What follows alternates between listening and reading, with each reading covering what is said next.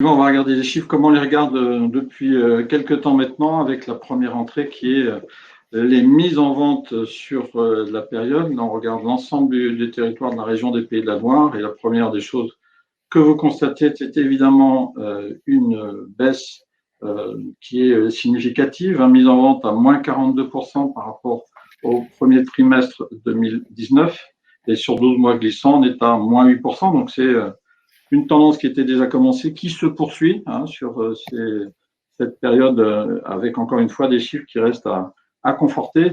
Alors je précise, pour ceux qui ont l'habitude de regarder dans le détail nos chiffres, qui peuvent varier d'un trimestre à l'autre, parce qu'effectivement, l'adéquation remet à jour avec les consultations les chiffres de façon précise. Donc il peut y avoir des petites variations entre les tableaux que vous avez là et ceux du trimestre précédent.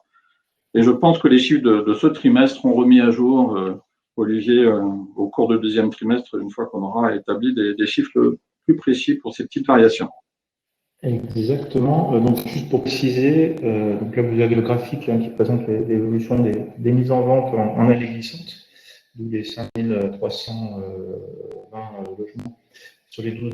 Je précise juste que sur ce premier trimestre 2020, on est autour de 600 lots mis en vente sur la région. C'est un volume qui est évidemment extrêmement faible, d'où les moins 42%. Je suis amusé à regarder un petit peu l'historique. Très clairement, il faut remonter au troisième trimestre 2008 pour retrouver des volumes aussi modestes. On se rappelle évidemment qu'au troisième trimestre 2008, la situation était fort différente, en tout cas dans ses explications, mais était un petit peu difficile également.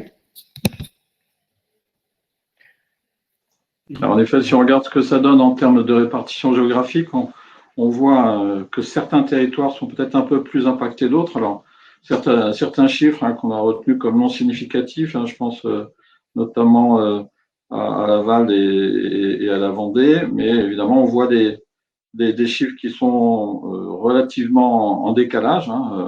237 logements sur Nantes Métropole, moins 62%, 9 logements sur la Carène, moins 91%, 89 logements, moins 39% sur Angers. Donc l'ensemble des territoires sont impactés sur ce premier trimestre, sauf quelques territoires avec des fonctionnements qui sont un peu différents et des volumes qui sont de toute façon très